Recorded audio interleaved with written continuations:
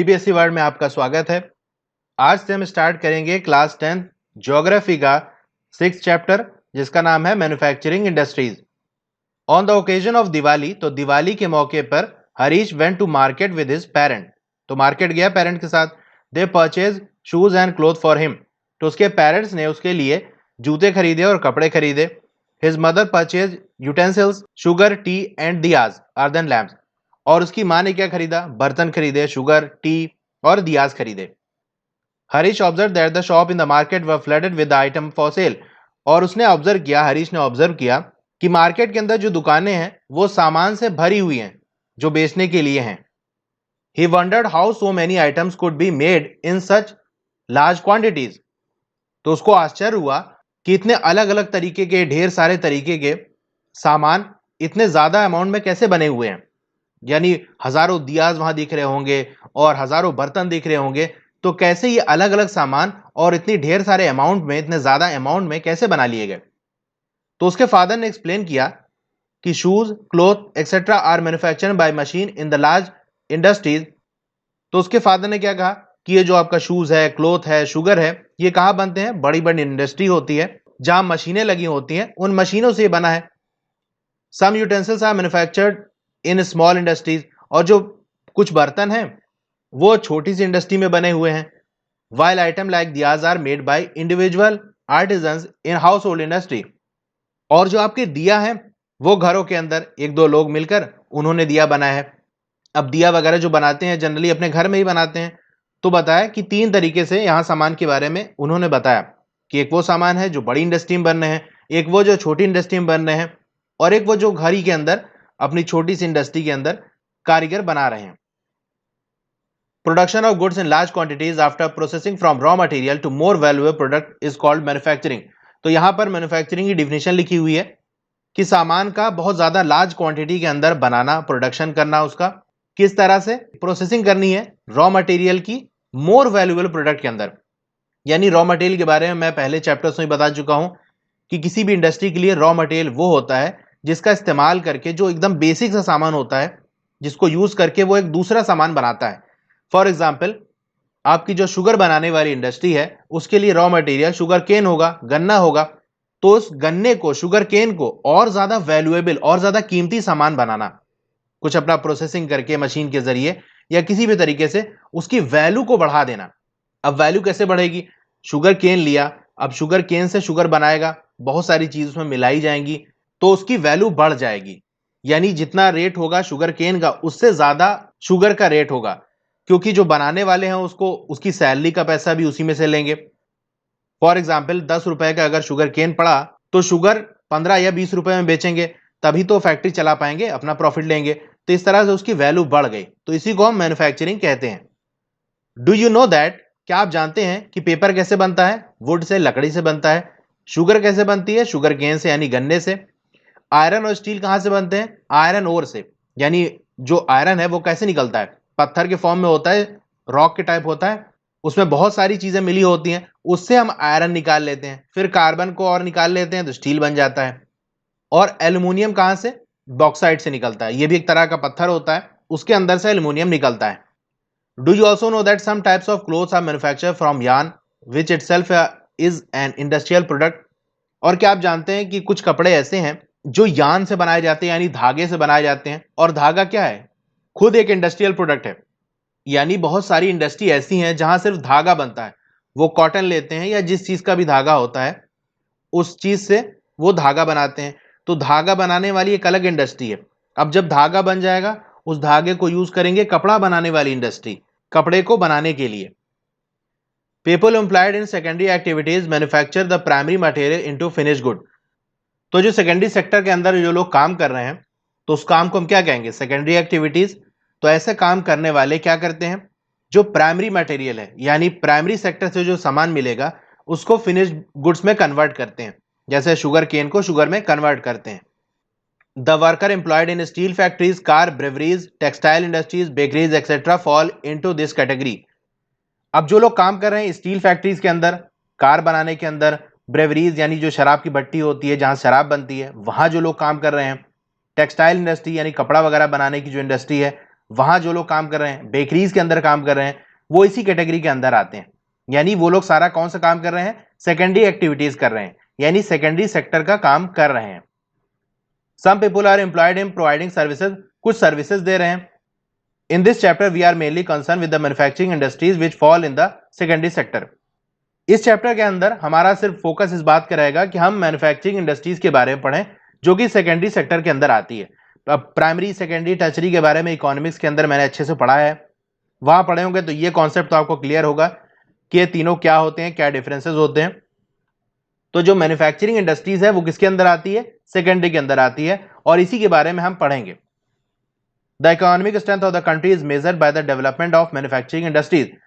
तो किसी देश की जो इकोनॉमिक स्ट्रेंथ है, सिंपल लैंग्वेज में कहें कि कौन सा देश अमीर होगा या गरीब होगा, ये कैसे पता चलता है? वो ये देखा जाता है कि वहां की जो मैन्युफैक्चरिंग इंडस्ट्री है, जहां सामान बन रहा है, वो कितना ज्यादा डेवलप्ड है। अब हम बात कर लेते हैं इंपॉर्टेंस ऑफ मैन्युफैक्चरिंग की।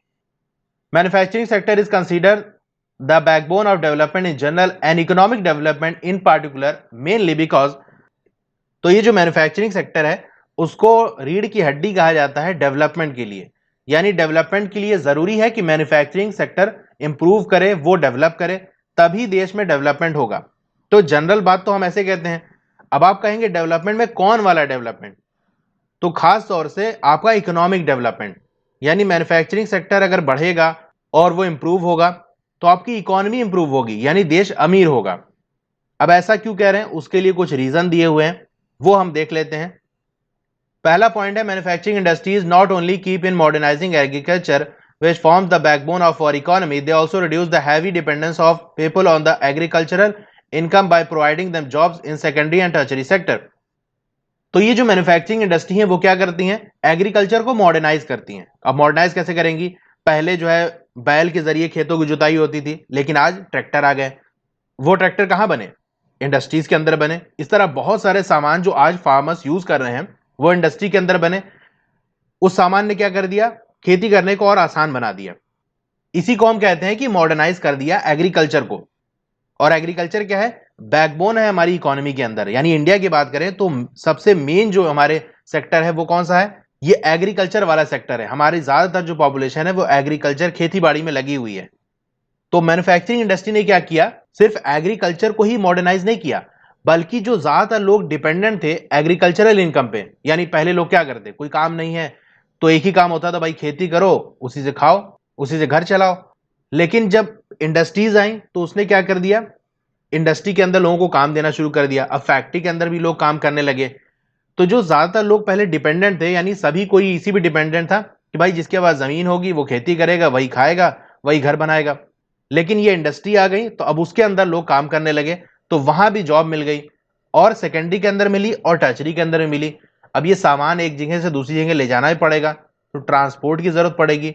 तो वहां जिन लोगों को नौकरी मिली, ट्रक चलाने वाले या कोई और गाड़ी चलाने वाले, तो वो टर्शरी सेक्टर के अंदर आ गए। तो इसने तीनों का भला किया। एक तो प्राइमरी वाले में एग्रीकल्चर को मॉडर्नाइज किया, दूसरा सेकेंडरी के अंदर लोगों को नौकरी दे दी, टर्शरी के अंदर भी काम दे दिया। Industrial development is a pre condition for eradication of unemployment and poverty from our country. Industry का डेवलपमेंट होना ये प्री कंडीशन है, यानी सबसे पहली कंडीशन यही है। किस लिए? एम्प्लॉयमेंट को, अनएम्प्लॉयमेंट को खत्म करने के लिए, यानी बेरोजगारी को खत्म करने के लिए यह जरूरी है कि इंडस्ट्री का डेवलपमेंट हो, और गरीबी को खत्म करने के लिए भी यह जरूरी है। This was the main philosophy behind the public sector industries and joint sector ventures in India. तो यही रीजन था, अनएम्प्लॉयमेंट कैसे खत्म की जाए, बेरोजगारी कैसे खत्म की जाए, कैसे लोगों को जॉब दिया जाए। तो कहा भाई पब्लिक सेक्टर बनाया जाए, यानी गवर्नमेंट जॉब जिसको हम कहते हैं, जैसे आपका रेलवे हो गया या और दूसरी गवर्नमेंट सर्विसेज हो गई। तो इसको इसीलिए लाया गया कि यहां पर लोग काम करेंगे, लोगों को काम मिलेगा, तो अनएम्प्लॉयमेंट कम होगी। और ज्वाइंट सेक्टर वेंचर, यानी जब प्राइवेट और गवर्नमेंट मिलकर किसी इंडस्ट्री को चलाते हैं तो वो ज्वाइंट सेक्टर आ गया। तो इनको खड़ा करने का या इस तरह की जो सेक्टर को बनाने का मकसद यही था कि लोगों को नौकरी दी जा सके और गरीबी को कम किया जा सके। It was also aimed at bringing down regional disparities by establishing industries in tribal and backward areas. और इंडस्ट्री के डेवलपमेंट से एक और मकसद हमारा पूरा होता है कि जो रीजनल डिस्पैरिटीज हैं, यानी जो रीजन के बेसिस पे डिफरेंसेस हैं, जैसे आपका ट्राइबल एरिया जो बहुत बैकवर्ड एरिया है, वहां पर बहुत अच्छी फैसिलिटी नहीं है, एजुकेशन नहीं है, वहाँ हेल्थ नहीं है और इंफ्रास्ट्रक्चर नहीं है। तो एक तरह से एक ही देश में रहने वाले कुछ लोग हैं जिनको पास सारी फैसिलिटी है और कुछ लोग हैं जिनके पास ये फैसिलिटी नहीं है। तो इस तरह से एक देश के अंदर डिफरेंस पैदा हो गए, डिस्पैरिटीज पैदा हो गई। तो उसको भी खत्म करता है। फॉर एग्जाम्पल किसी ट्राइबल एरिया है या बहुत बैकवर्ड एरिया है, वहां इंडस्ट्री लग गई, अब लोगों को काम मिल गया, पैसा आ गया, तो वहां हॉस्पिटल बनाया जा सकता है, स्कूल बनाया जा सकता है, वहां अच्छी रोड बनाई जा सकती है। तो ये भी एक मकसद था कि हम इंडस्ट्री को लगाएं और वो एरिया जो बहुत पीछे है, जहां कोई फैसिलिटी नहीं है, वो फैसिलिटी हम वहां प्रोवाइड कर सकें। Export of manufactured good expand trade and commerce and bring in much needed foreign exchange. अब जो भी सामान हम इंडस्ट्री के अंदर बनाएंगे उससे क्या होगा, ट्रेड और कॉमर्स एक्सपैंड करेगा। अब ये दोनों टर्म मैं बताता हूं। ट्रेड का मतलब व्यापार, सामान का खरीदना बेचना, पैसे का लेना देना, ये ट्रेड में आता है। और कॉमर्स में क्या होता है, वो सारी चीजें जो ट्रेड में मदद करें। फॉर एग्जाम्पल आपको सामान बेचना है तो कोई दुकान होनी चाहिए, कहीं मार्केट में होनी चाहिए, तो वो सारा किसमें आता है, मार्केट खोलना, दुकान का खोलना, या ऑनलाइन बेच रहे हो तो वहां वेबसाइट बनाना, एप्लीकेशन बनाना, ये सारा पूरा नेटवर्क कॉमर्स के अंदर आता है। तो ये दोनों वर्ड को हम साथ में यूज करते हैं, ट्रेड एंड कॉमर्स। तो मैन्युफैक्चर होगा गुड्स, तो ट्रेड और कॉमर्स भी एक्सपैंड करेगा, ज्यादा सामान बनेगा तो ज्यादा सामान बेचा और खरीदा जाएगा। इससे क्या होगा, जब हम अगर दूसरे देश में बेचेंगे तो जो फॉरेन करेंसी है वो हमारे पास ज्यादा आएगी। फॉर एग्जाम्पल हम अमेरिका में बेचेंगे तो डॉलर हमारे पास आएगा। और डॉलर क्या होता है, एक इंटरनेशनल करेंसी है, यानी अगर कंट्री टू कंट्री अगर कोई बिजनेस होता है तो डॉलर के अंदर होता है। इसीलिए जरूरी है कि हमारे पास ज्यादा से ज्यादा डॉलर आए। तो कैसे आएगा, जब हम बाहर सामान बेचेंगे तो हमारे पास बाहर से पैसा आएगा। Countries that transform their raw material into wide variety of finished goods or higher value are prosperous। वो देश जो रॉ मटेरियल्स को बहुत अलग अलग तरीके के सामान में कन्वर्ट करते हैं, जिनकी वैल्यू ज्यादा होती है। फॉर एग्जाम्पल स्टील ले लिया, अब स्टील से बहुत सारा सामान बना रहे हैं, जो अपने देश के अंदर भी बेच रहे हैं, दूसरे देश के अंदर भी बेच रहे हैं। तो जितने हम अलग अलग तरीके के सामान बनाएंगे, तो पहली चीज, जो सामान हम बनाएंगे उस सामान को हमको बाहर से नहीं खरीदना पड़ेगा। जब ज्यादा ज्यादा सामान हम खुद अपने देश में बना लेंगे तो हमको दूसरे देश से खरीदना नहीं पड़ेगा। तो एक तो अपना काम बन जाएगा, दूसरा कोई दूसरे देश को जरूरत पड़ेगी तो उसको हम बेच भी सकते हैं। तो जो कंट्री ज्यादा ज्यादा सामान बनाते हैं वो प्रॉस्पर है, यानी वो सक्सेसफुल है। India's prosperity lies in the increasing and diversifying its manufacturing industries as quickly as possible. तो इंडिया की जो कामयाबी है, प्रॉस्पेरिटी है, वो कहां छुपी हुई है कि हम अपनी मैन्युफैक्चरिंग इंडस्ट्री को और ज्यादा बढ़ाएं और ज्यादा डाइवर्सिफाई करें। डाइवर्सिफाई मतलब उस इंडस्ट्री के अंदर और अलग अलग तरीके के सामान हम बनाएं, और ये काम जितनी जल्दी हो सके उतना जरूरी है। एक तो इंडस्ट्री से और ज्यादा सामान बनाएं, और दूसरी चीज अलग अलग तरीके के और सामान हम बनाएं। Agriculture and industry are not exclusive of each other. अब ये जो एग्रीकल्चर है और इंडस्ट्री है, ये एक्सक्लूसिव नहीं है। एक्सक्लूसिव मतलब अलग अलग नहीं है, कि इंडस्ट्री अपना अलग है, एग्रीकल्चर अपना अलग है, बल्कि they move hand in hand, वो साथ साथ चलते हैं। एग्रीकल्चर इंप्रूव होगा तो इंडस्ट्री इंप्रूव होगी, इंडस्ट्री इंप्रूव होगी तो एग्रीकल्चर इंप्रूव होगा। ये दोनों आपस में जुड़े हुए हैं। For instance the agro industries in India have given a major boost to agriculture by raising its productivity. तो जो आपका एग्रो इंडस्ट्री है, यानी वो इंडस्ट्री जो एग्रीकल्चरल रॉ मटेरियल पे बेस्ड है, जैसा आपकी शुगर बनाने वाली इंडस्ट्री हो गई, टेक्सटाइल इंडस्ट्री हो गई, वो एग्रो इंडस्ट्री है। यानी यहां पर जो मेन सामान है वो कहां से मिलता है, एग्रीकल्चर से मिलता है। तो ये जो एग्रो इंडस्ट्री थी, इसने बहुत ज्यादा बूस्ट दिया, बहुत ज्यादा एक तरह से कह लें सक्सेस दिया एग्रीकल्चर को। किस तरह से, उसकी प्रोडक्टिविटी बढ़ा के। फॉर एग्जाम्पल अगर आप कपड़ा ज्यादा बनाया जाएगा, लोगों की कपड़े की डिमांड ज्यादा होगी और कपड़ा ज्यादा फैक्ट्री में बनाया जाएगा, तो कॉटन की डिमांड भी बढ़ेगी। अब कॉटन की डिमांड बढ़ेगी तो खेती भी ज्यादा होगी कॉटन की। They depend on the latter for raw material and sell their product such as. तो जो इंडस्ट्रीज हैं वो किस पे डिपेंडेंट है, एग्रीकल्चर पे। किस लिए, रॉ मटेरियल के लिए। और क्या करती है industry, sell their product such as irrigation pump. और जो इंडस्ट्री है वो क्या करती है, इरिगेशन पंप को बेचती हैं। फर्टिलाइजर हो गया, इंसेक्टिसाइड हो गया, पेस्टिसाइड हो गया, प्लास्टिक एंड पीवीसी पाइप हो गया, machine and tool etcetera to farmer. तो ये सारे सामान कहां बनते हैं, इंडस्ट्री के अंदर बनते हैं, और ये सामान फार्मर्स को प्रोवाइड करते हैं। यानी फार्मर जो कि एग्रीकल्चर में है, एग्रीकल्चर वाले क्या दे रहे हैं, रॉ मटेरियल दे रहे हैं इंडस्ट्री को, और इंडस्ट्री वाले ये सारे सामान जैसे पंप हो गया, पाइप हो गया, मशीन हो गया, ये दे रहे हैं फार्मर्स को। Thus, development and competitiveness of manufacturing industry has not only assisted agriculturists in increasing their production, but also made the production process very efficient. तो जो मैन्युफैक्चरिंग इंडस्ट्री है उसका डेवलपमेंट और उसमें जो कंपटीशन बढ़ा है, हर कोई अपनी इंडस्ट्री लगा रहा है, हर कोई चाह रहा है कि मेरा सामान बिके। तो इसके बढ़ने की वजह से और कंपटीशन की वजह से ये हुआ है कि सिर्फ ऐसा नहीं है कि सामान को और ज्यादा बनाया जाए और मैन्युफैक्चरिंग इंडस्ट्री को और बड़ा किया जाए, बल्कि जो प्रोडक्शन प्रोसेस है उसको और ज्यादा एफिशिएंट बनाया जाए। अब एफिशिएंट का मतलब क्या है? फॉर एग्जाम्पल, दो इंडस्ट्री है, दोनों का साइज एकदम सेम है, यानी उतनी ही बड़ी इंडस्ट्री है और उतने ही लोग काम करते हैं, वही सामान बनता है। लेकिन एक इंडस्ट्री है जो जल्दी सामान बना देती है, तो हम क्या कहेंगे? ये ज्यादा एफिशिएंट है। यानी हो सकता है वो ऐसी मशीन इस्तेमाल कर रहे हो जिससे सामान जल्दी बन रहा हो। तो कंपटीशन की वजह से क्या हो गया है, इंडस्ट्रीज के अंदर इस बात पे ध्यान दिया जा रहा है कि कैसे हम सामान को और जल्दी बना सकें और एफिशिएंट बना सकें, यानी थोड़े से लोग से हम ज्यादा सामान बना सकें और कम टाइम में ज्यादा सामान बना सकें। इसी को कहते हैं एफिशिएंसी। तो कंपटीशन हो गया तो यही होगा कि हर कोई चाहेगा कि हम ज्यादा सामान बनाएं और अच्छा सामान बनाएं। In present day world of globalisation, our industry need to be more efficient and competitive. तो आज का टाइम ग्लोबलाइजेशन का है, यानी एक जगह सामान बनता है पूरे दुनिया में बेचा जाता है। तो इसीलिए बहुत जरूरी है कि हमारी जो इंडस्ट्री है वो एफिशिएंट भी बने, यानी जल्दी काम हो और थोड़े लोग में ज्यादा काम हो। तो ये सारी एफिशिएंसी के अंदर आती है। और कॉम्पिटेटिव हो, यानी इंटरनेशनल मार्केट से हमारा कॉम्पिटिशन भी हो।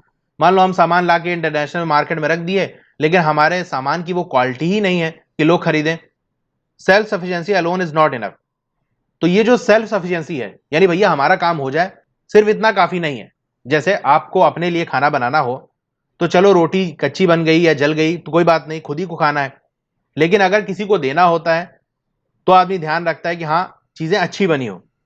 इसीलिए जब अपने देश में चलो ठीक है, चल जाएगा, हम कैसा भी बना लिए, अच्छा बुरा कुछ भी। लेकिन जब हमको दूसरे देश के अंदर इंटरनेशनल मार्केट में जा किसी चीज को बेचना पड़ेगा, जहां वही सामान और लोग भी बेच रहे हैं, तो ये जरूरी है कि हमारा सामान उस क्वालिटी का होना चाहिए, तभी तो हम कंपटीशन कर पाएंगे। Our manufacture good must be at a par in quality with those in international market. तो हमारे जो सामान बन रहा है वो उसी क्वालिटी का होना चाहिए जैसे और लोग मार्केट के अंदर बेच रहे हैं। Only then will we be able to compete in the international market. तभी हम इंटरनेशनल मार्केट में कुछ कंपटीशन दे पाएंगे, compete कर पाएंगे। नहीं तो हमारा सामान उस क्वालिटी का नहीं होगा तो पहले ही किनारे कर दिए जाएंगे। ओके, तो ये था आज की इस वीडियो के अंदर। आपको वीडियो कैसी लगी कमेंट करके जरूर बताइए। अच्छी लगी हो तो लाइक जरूर करिए और अपने दोस्तों में से शेयर करिए। और अगर चैनल को सब्सक्राइब नहीं किया है तो सब्सक्राइब करके उसके बगल में जो बेल आइकन है उसको दबा लेंगे, तो जब नई वीडियो आएगी वो आपको पता चल जाएगा। Okay, thank you.